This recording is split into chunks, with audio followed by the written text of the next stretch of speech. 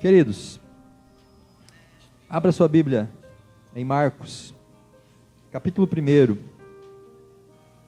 versículo 9. Marcos 1, do verso 9 até o verso 13. Esta é a nossa terceira mensagem nesse texto de Marcos. Hoje nós vamos pensar sobre a preparação para o ministério. Nós temos na igreja alguns ministérios: homens, mulheres, juventude, ação social, capelania prisional, capelania escolar. Prestamos auxílio numa casa de recuperação. Temos ministérios que atuam fora da igreja e dentro da igreja. Então nessa noite eu quero pensar com vocês, a partir da experiência de Jesus, em dois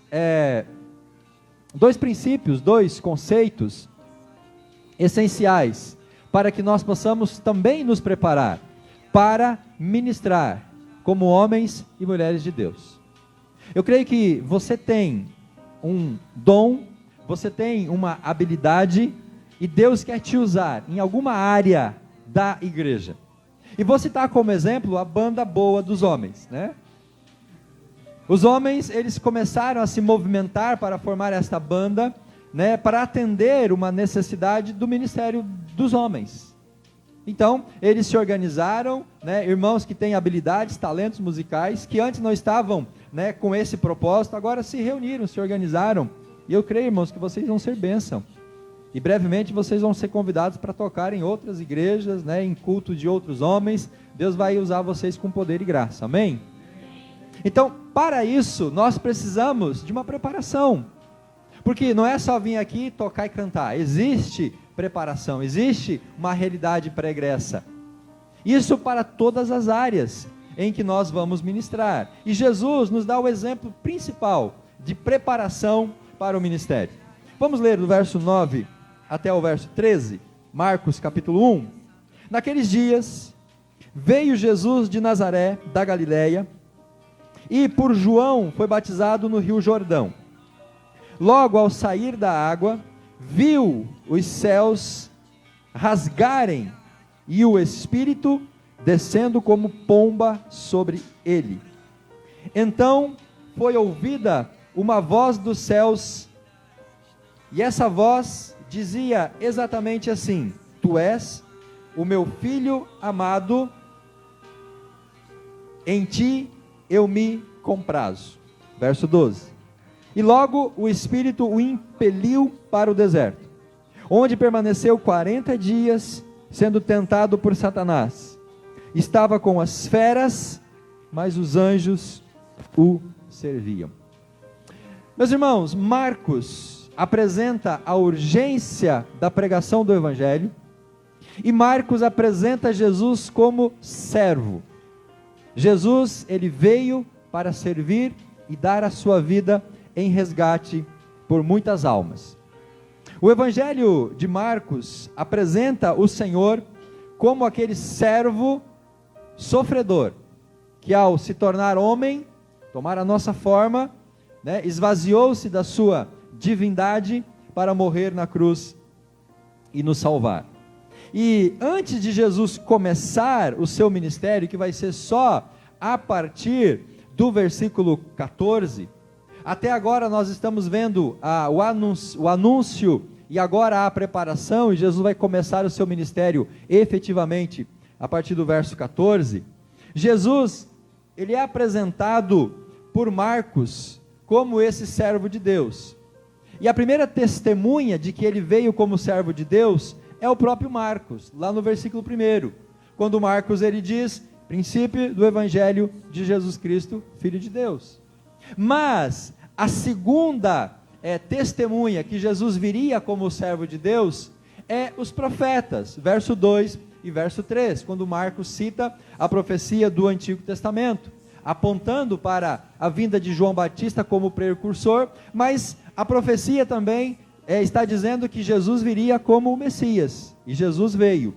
Então Marcos é a primeira testemunha, os profetas são a segunda testemunha, e a terceira testemunha a anunciar a vinda de Jesus é o João Batista. como nós vimos na semana passada, a partir do verso 4 até o verso número 8. E João, ele nos ensina a termos uma vida dedicada ao testemunhar. João vem para apresentar Jesus como o Messias, o Salvador e o Senhor. E agora do verso 9 ao verso 11, nós temos a quarta e a última testemunha de que Jesus é o Filho de Deus. E essa quarta testemunha são nada mais e nada menos que o próprio Deus e o Espírito Santo. Então, meus irmãos, nós temos aqui uma apresentação completa e plena de que Jesus veio como servo, Jesus veio como Filho de Deus, Ele veio para salvar, Ele veio para resgatar e Ele veio para nos redimir. Dito isso, meus irmãos, quais são as duas preparações para o ministério? A primeira delas é o batismo. Se você quer servir, se você quer ministrar, você precisa obedecer ao mandamento do Senhor e você precisa obedecer ao mandamento do batismo. O batismo é a primeira etapa, é o primeiro passo num processo de serviço e de ministração. Todos que ministram na igreja são batizados. Pelo menos eu espero que sejam batizados. Todos aqueles que estão servindo em algum ministério são batizados, porque o batismo é uma obediência. Batismo é uma determinação e nós precisamos cumprir esta obediência. Então, para você ministrar diante do Senhor, você precisa obedecer. E um dos atos em obediência é o batismo. E Jesus, ele é batizado justamente para dar o exemplo e também por mostrar a necessidade desta obediência à vontade de Deus. Jesus, em tese, não precisaria ser batizado, porque aquele que é batizado, ele o faz após o arrependimento, após o novo nascimento, após começar uma nova vida.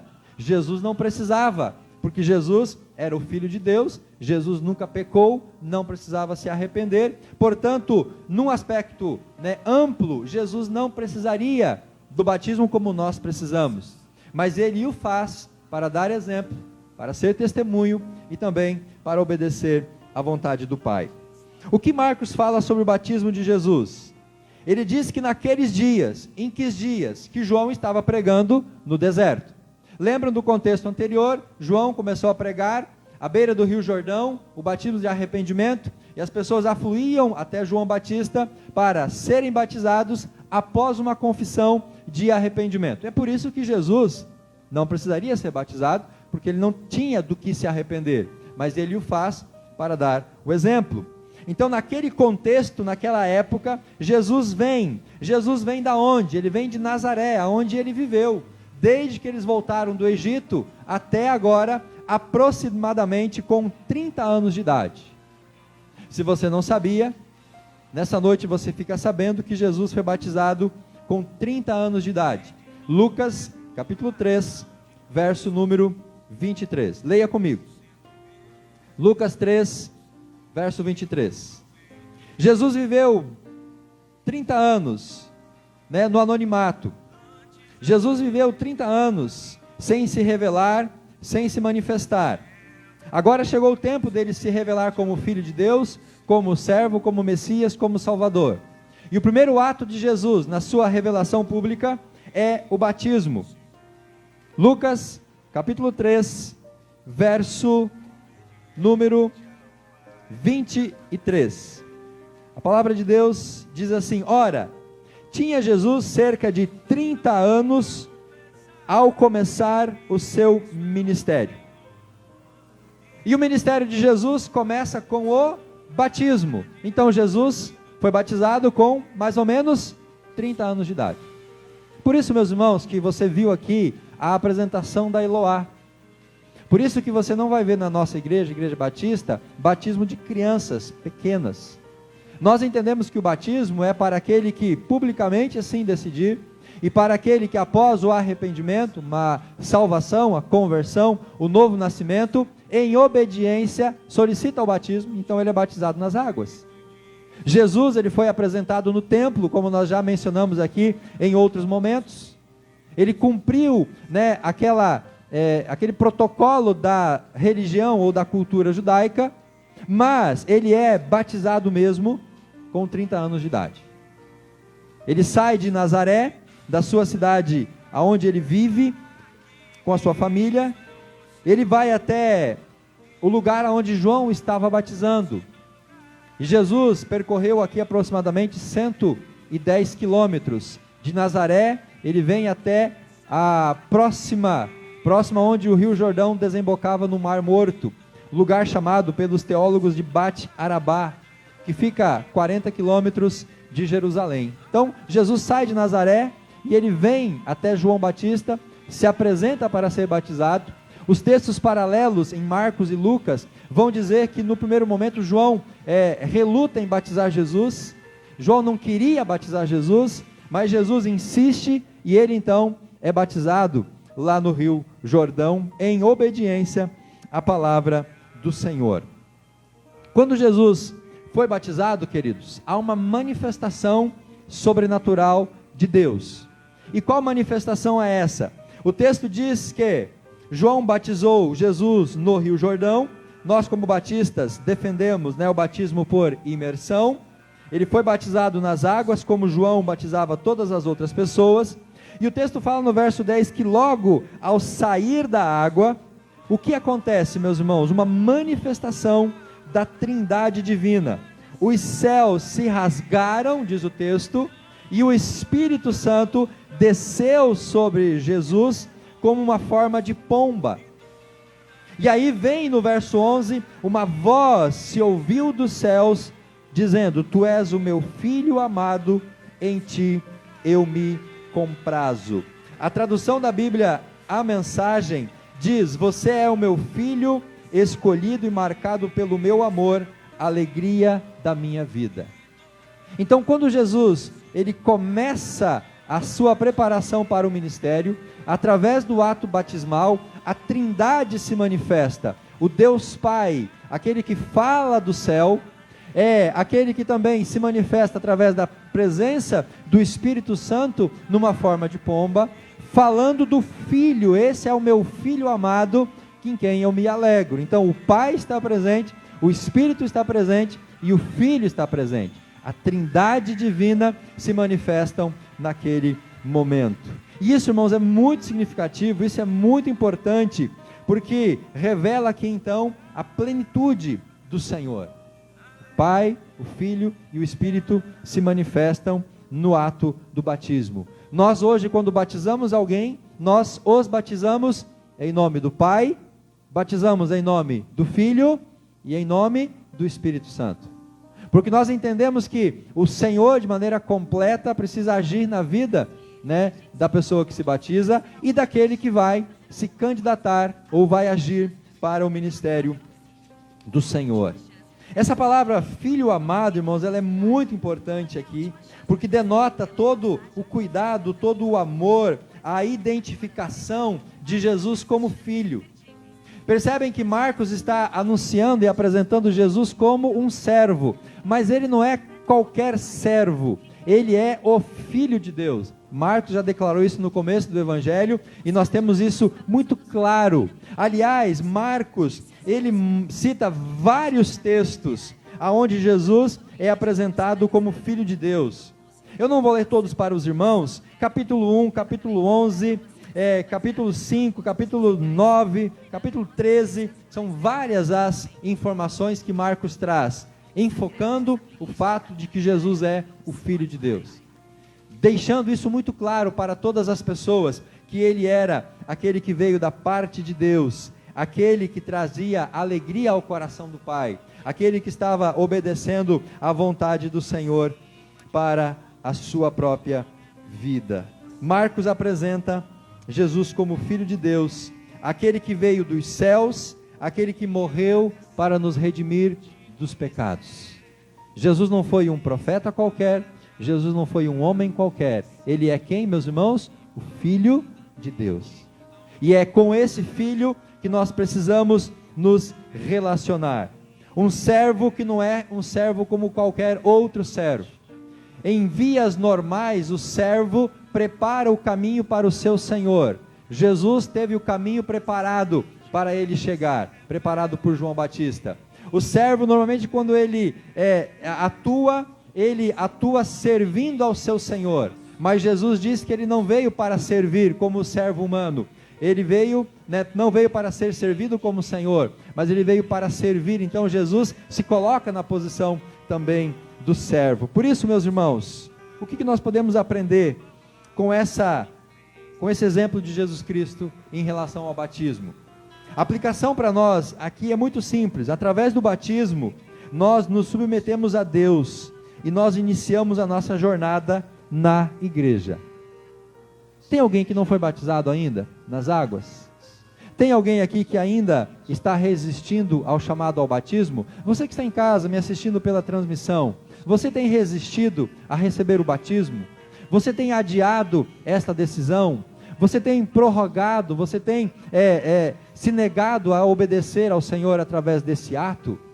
Meus irmãos, se eu entreguei minha vida para Jesus, se eu já sou um servo do Senhor Jesus, não há motivos pelos quais eu adie esta decisão, porque é uma decisão em obediência. Então, no batismo, nós demonstramos a submissão ao Senhor. Através do batismo, nós mostramos obediência ao Senhor. Através do batismo, nós somos ingressados, ou nós fazemos parte de uma igreja local. E é na igreja local que eu vou servir, é na igreja local que eu vou ministrar, é na igreja local que eu vou ser usado pelo Senhor, porque a igreja local é a minha família espiritual. Então, meus irmãos, negar ou rejeitar o batismo, postergar o batismo, reflete insubmissão a Deus, insubmissão à vontade do Senhor para a minha vida.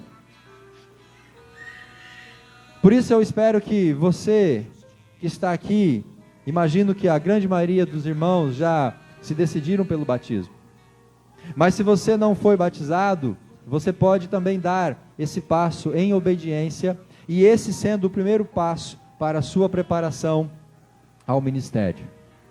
Se você souber de alguém que ainda não foi batizado, mas que já se converteu e que já aceitou a Jesus, trabalhe com essa pessoa, leve ela à compreensão de que ela precisa testemunhar através do batismo. Se alguém já manifestou publicamente aceitar a Jesus como Salvador, mas ainda não foi batizado, essa pessoa precisa ser discipulada, treinada, ensinada, e ela precisa obedecer ao mandamento do Senhor e ser batizado. Amém, queridos? Pastor, o que precisa para ser batizado? Precisa de candidatos, de voluntários. Precisa de alguém que esteja consciente dessa atitude, querendo dar esse testemunho, e nós vamos promover o batismo dessa pessoa. E oxalá, meus irmãos, 2022 seja um ano onde nós possamos batizar muitas pessoas. Amém? Porque o batismo é o primeiro sinal para que nós possamos exercer o nosso ministério. Verso 12. Jesus ensina para nós uma segunda lição para o ministério. O verso 12 diz: e logo o quê? Logo depois do batismo, logo depois da manifestação da Trindade, o Espírito o impeliu para o deserto, onde permaneceu 40 dias, sendo tentado por Satanás. Estava com as feras, mas os anjos o serviam. Primeiro ato para a preparação para o ministério é o batismo. Segundo ato para a preparação para o ministério é o desenvolvimento, a busca de autoridade. Irmãos, sem autoridade não há exercício de ministério. Sem autoridade, e aqui no sentido de autoridade espiritual, não há eficiência ou eficácia no nosso ministério. O ministério que é desenvolvido sem a autoridade espiritual do Senhor sobre esta vida, será um ministério vazio, infrutífero. Um ministério que não vai avançar para engrandecer ao nome do Senhor. Por isso que Jesus, além de ser batizado, ele passa por esse período onde ele vai desenvolver ali, ou ele vai demonstrar, ele vai conquistar, ele vai forjar a autoridade espiritual. Ele vai exercer esta autoridade. Jesus, como servo, ele deveria receber ordens, porque o servo, ele recebe ordens. Mas como Jesus não é um servo qualquer, ele vai agora dar ordens. Se nós lemos a sequência do texto, do verso 16 até o verso número 28, nós vamos ver Jesus dando ordens sobre as enfermidades, ordens sobre os espíritos malignos. E por que Jesus dá essas ordens? A partir do verso 16, porque agora ele retorna do deserto cheio de autoridade, cheio de poder, e ele agora então pode ordenar sobre as enfermidades, ele pode ordenar sobre os espíritos malignos, e ele então exerce essa autoridade de cura, de libertação das pessoas que estavam passando por dificuldades. Então, meus irmãos, nós precisamos entender que, além do batismo e se tornar membro da igreja, nós precisamos agora desenvolver uma busca de autoridade do Senhor, para que nós possamos desenvolver o nosso serviço com eficácia. Exercer a autoridade, exercer a vontade de Deus, para que dessa maneira então, o nosso ministério, ele possa ser frutífero. Lembram quando Jesus envia os apóstolos, envia os 70, com autoridade, e aqueles homens vão por várias cidades, vários povoados, e depois de um tempo, eles voltam felizes, saltitantes, alegres, dizendo: Senhor, os espíritos se submetiam a nós, a gente orava e as pessoas eram curadas, a gente impunha as mãos e os espíritos malignos eram expulsos das pessoas. Eles voltaram radiantes, porque eles exerceram a autoridade que Jesus impôs sobre a vida deles. Meus irmãos, nós, para sermos eficientes no nosso ministério, precisamos também de autoridade. E autoridade, nesse contexto espiritual, a gente não compra na esquina, a gente não compra no mercado, é algo que a gente forja numa busca de intimidade com o Senhor. E Jesus então ele vai para o deserto, justamente para completar ou para buscar essa plenitude de autoridade. Marcos ele trata aqui 3 cenas que revelam a autoridade do Senhor como servo. A primeira cena é a tentação, verso 12 e verso 13. A segunda cena é a pregação, do verso 14 até o verso 22. E a terceira cena é as ordens que ele dá, do verso 23 ao verso 28. Nós vamos ver isso na sequência agora, na próxima semana. Eu quero hoje ficar apenas a esse primeiro aspecto da autoridade de Jesus. Verso 12 e verso número 13. Quando Jesus vai ser tentado pelo diabo no deserto. Esse texto, irmãos, ele é paralelo em Mateus capítulo 4 e também em Lucas capítulo 4. Marcos, ele apresenta essa tentação de Jesus de uma maneira muito resumida, em 2 versículos apenas.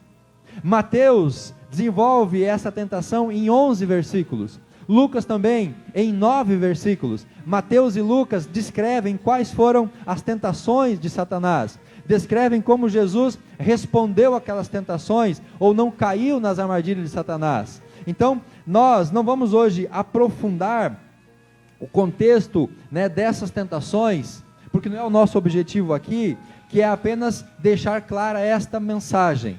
Para você exercer ministério, você precisa ter autoridade espiritual, e para isso você precisa buscar a presença do Senhor. Verso 12, logo o Espírito o impeliu para o deserto.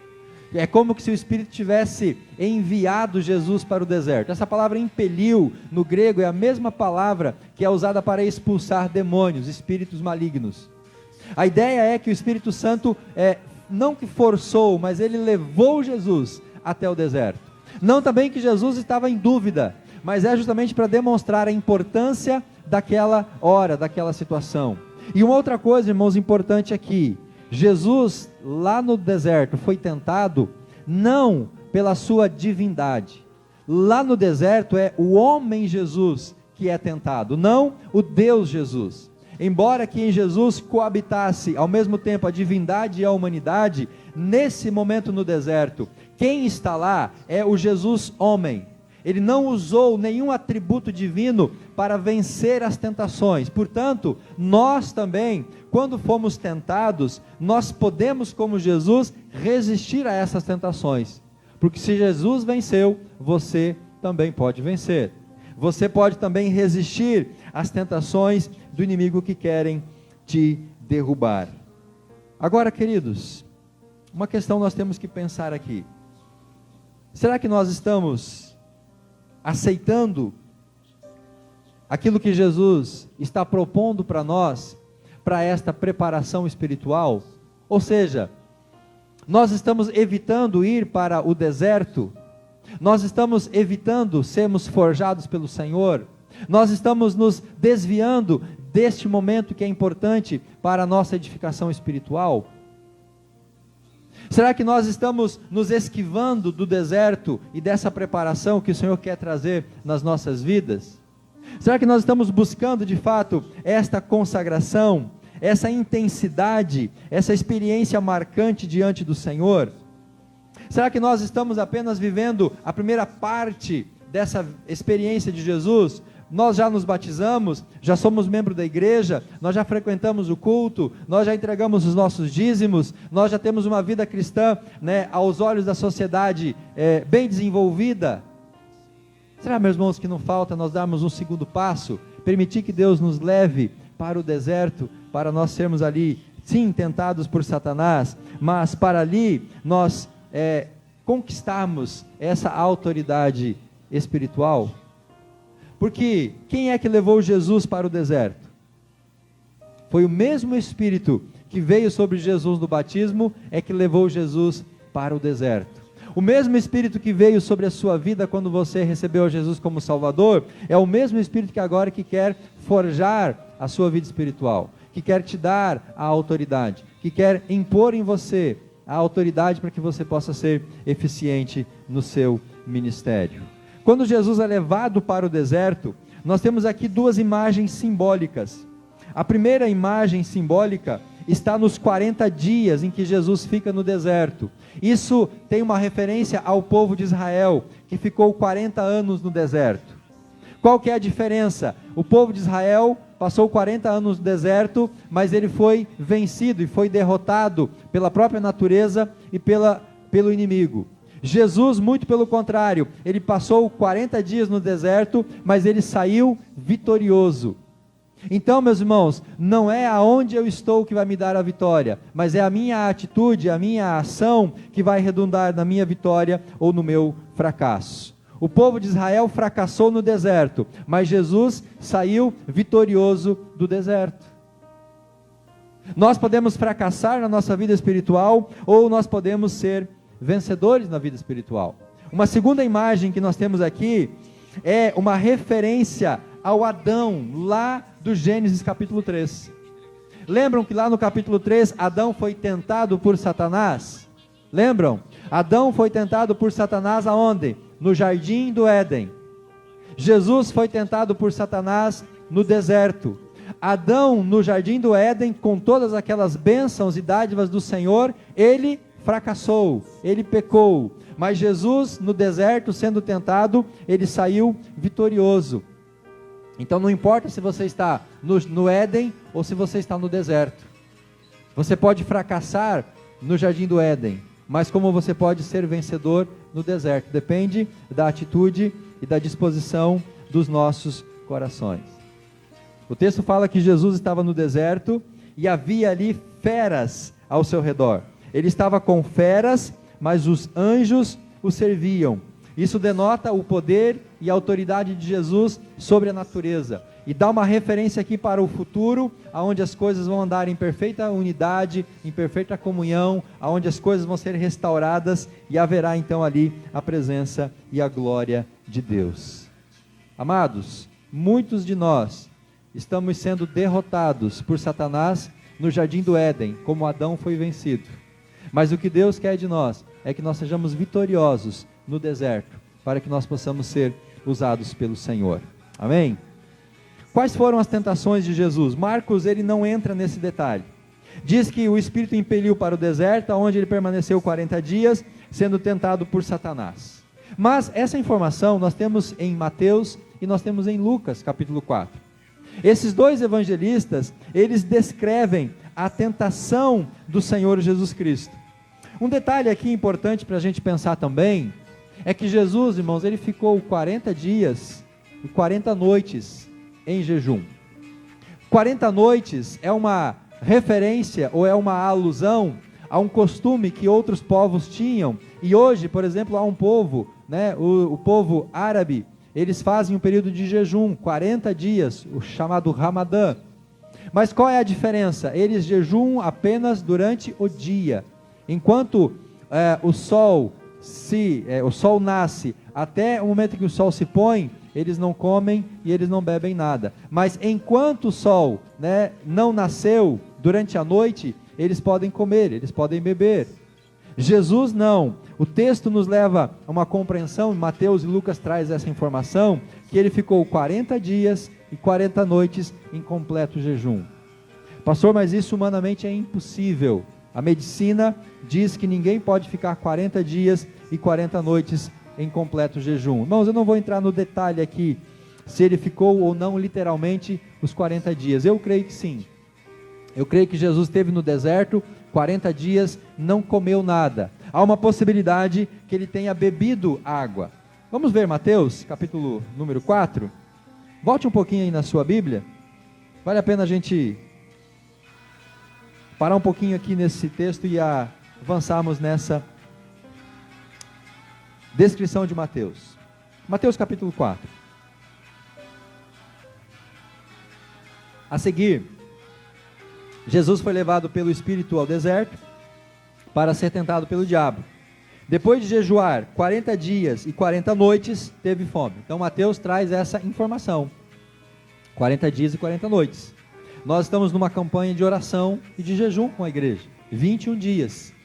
Nós estabelecemos, para os irmãos que estão na campanha, que eles, junto com o Senhor, determinem, como eles farão esse jejum. Se será parcial, será completo, será um dia na semana, 2 dias na semana, por quanto tempo, cada um irá jejuar. Isso é uma questão de foro íntimo de cada um que está participando dessa jornada de oração e jejum. Porque entendemos, irmãos, que a oração é uma prática espiritual e devocional muito importante para a nossa vida. Mas entendemos também que o jejum se torna uma prática também importante para a nossa vida espiritual. E Jesus nos dá aqui este exemplo. Ele ficou nessa preparação espiritual para lutar com o diabo e contra o diabo. Como que nós vamos ter autoridade sobre as enfermidades? Como nós vamos ter autoridade sobre os espíritos malignos? Irmãos, como nós vamos exercer autoridade no nosso ministério, se nós não passamos por esse processo de preparação espiritual? É importante nós termos essa percepção, para a gente não cair apenas num ministério formado e desenvolvido na força do nosso braço. Tem coisas que nós não podemos fazer, mas Deus, Ele pode fazer pela autoridade do Senhor Jesus Cristo. O Jesus homem enfrentou Satanás, ele venceu através da disposição de estar submisso ao poder do Espírito Santo e ao poder da palavra de Deus. Qual foi a estratégia que Jesus usou para vencer Satanás? O poder do Espírito Santo, aquele Espírito que desceu sobre ele no batismo e impeliu ele para o deserto, e também a palavra de Deus. Qual foi, meus irmãos, a receita que Jesus usou para não cair nas tentações de Satanás? A palavra de Deus. O diabo veio com as tentações, olha, está escrito isso. Jesus refutava, mas a palavra também diz que nós não podemos fazer isso. Por exemplo, verso 4. A Bíblia diz, no verso 3, o tentador se aproximou e disse: se és o Filho de Deus, manda que essas pedras se transformem em pães. Jesus, porém, respondeu: está escrito, não só de pão o homem viverá. Verso 5, então o diabo levou até a cidade santa, colocou sobre um pináculo do templo, e lhe disse: se és o Filho de Deus, atira daqui para baixo, porque está escrito. Então o diabo conhece a Bíblia. O diabo usou a Bíblia para tentar Jesus. Aos seus anjos ordenará a teu respeito. Jesus, ele refuta então, dizendo no verso 7, também está escrito, não tentarás o Senhor teu Deus. No verso 9, verso 8, levou o diabo, Jesus, ao monte mais alto, mostrou todos os reinos, o mundo e a sua glória, e lhes disse: tudo isso te darei, se prostrados me adorares. Jesus refuta dizendo: retira-te, Satanás, porque está escrito, ao Senhor teu Deus adorarás, só a Ele darás culto. Com isso, o diabo deixou Jesus, eis que vieram os anjos e o serviram. Meus irmãos, como a gente conquista a autoridade para exercer essa autoridade no nosso ministério? Através da presença do Espírito Santo e através da obediência e da prática à palavra de Deus. Para finalizar, a tentação de Jesus foi tríplice. A primeira tentação focou a carne. Qual foi a primeira proposta que o inimigo fez para Jesus? Transforma essas pedras em pães. E o texto fala que depois de passar 40 dias, Jesus teve o quê? Fome. O que é a fome, meus irmãos, senão a primeira necessidade física? O que é a fome, senão o primeiro impulso do homem terreno, do homem carnal? Se nós conseguirmos doutrinar, disciplinar o nosso corpo dentro dessa questão da alimentação, nós já galgamos um grande degrau para negarmos a nossa natureza quando ela propor a nós pecados. Por que é importante nós termos domínio sobre o alimento? Porque ao ter domínio sobre o alimento, nós vamos ter domínio também sobre o pecado. Porque o alimento é a primeira demanda da necessidade do ser humano. A Aurora, quando tem fome, ela chora, porque ela está manifestando que ela está com fome e ela precisa de alimento. Nós podemos também, irmãos, disciplinar a nossa carne, né, o nosso ser humano, através da negação do alimento. E a prática do jejum é uma disciplina que vai nos levar a esta percepção espiritual. A satisfação ilícita dos apetites carnais, do ego. A tentação de diabo é exatamente essa: olha, você é o filho de Deus, você é Deus, pega essas pedras, transforma elas em pães e sacia a sua necessidade, o seu apetite. Mas Jesus de maneira alguma poderia usar a sua divindade para satisfazer uma necessidade humana e carnal. Ele poderia e ele deveria vencer aquela necessidade. O Jesus homem tinha que dar demonstração de que ele poderia resistir àquele impulso carnal. Se Jesus cedesse à tentação, transformasse as pedras em pães, ele estaria usando indevidamente um atributo espiritual, um atributo divino para saciar uma vontade apenas carnal. Jesus vence a tentação através da renúncia, dizendo: não só de pão vive o homem, mas de toda a palavra que procede da boca de Deus. A segunda tentação, irmãos, ela tem um aspecto com as coisas do mundo. Qual foi a segunda tentação? O inimigo apelou para a glória ilícita e para a vaidade. O texto diz aqui em Mateus que o diabo levou Jesus para o alto, né, do pináculo do templo e disse: olha, você é o filho de Deus, se joga daqui para baixo, porque se você se lançar daqui, Deus vai mandar os anjos vir, e eles vão te pegar no colo, e você não vai machucar os teus pés lá embaixo nas pedras. Irmãos, isso é uma imagem hollywoodiana. Imagina Jesus pulando do alto do templo, e vindo os anjos, e pegando Jesus. Nem o super-homem talvez fizesse isso. Isso estaria dando para Jesus o quê? Uma projeção humana, uma glória indevida. Jesus seria assim reconhecido, Jesus seria assim exaltado e glorificado, não dessa maneira, mas através da cruz. Se ele fizesse isso, ele estaria invalidando futuramente a sua obra da cruz do Calvário. Então, o diabo, ele nos tenta nessa questão da glória, da vaidade, das coisas desse mundo, das coisas humanas, do ego. Nós temos que ter cuidado com essas coisas, meus irmãos, e nós vencemos esta tentação também repudiando e fugindo delas. Jesus diz: olha, não tentará o Senhor teu Deus, afasta de mim, Satanás. E a última tentação, ela é no âmbito espiritual. Quando o diabo diz para Jesus: se você se prostrar e me adorar, olha a ousadia de Satanás, se você se prostrar e me adorar, eu vou te dar toda a autoridade, todos os reinos da terra. Satanás tinha os reinos da terra, porque Adão lá no jardim do Éden abriu mão de governar e exercer autoridade sobre a terra. Satanás tem agora sobre si essa autoridade, e ele propõe oferecer para Jesus essa autoridade. E não há hoje, meus irmãos, falta de pessoas que queiram esta autoridade que o inimigo está dando para essas pessoas. o desejo do poder ilícito, o desejo de ser igual a Deus. Por que Adão e Eva cederam à tentação lá no Éden? Porque o diabo disse: olha, se vocês comerem do fruto, vocês vão ser como eu. E tem muita gente hoje que quer ser como Deus, ou ser o seu próprio Deus. A tentação foi vencida com a resistência e com a vigilância. Então, irmãos, a tentação de Jesus, ela trabalhou no aspecto físico, carnal, no aspecto, da alma, as vaidades, o orgulho, e também no aspecto espiritual, a adoração. A autoridade, ela vem sobre as nossas vidas quando a gente consegue vencer os impulsos carnais, o pecado carnal, quando a gente consegue vencer a vaidade humana e quando a gente não se torna idólatra, adorando outras coisas no lugar do nosso Deus. Amém? Você pode ficar de pé, em nome de Jesus. Jesus nos ensina que para termos autoridade no ministério, nós precisamos ser obedientes através do batismo, e nós precisamos conquistar a autoridade espiritual. E eu, meus irmãos, termino essa palavra dizendo a você que através da consagração e da vitória sobre as tentações, é que nós adquirimos a autoridade para o ministério. Através da consagração, adquirimos vitória sobre as tentações.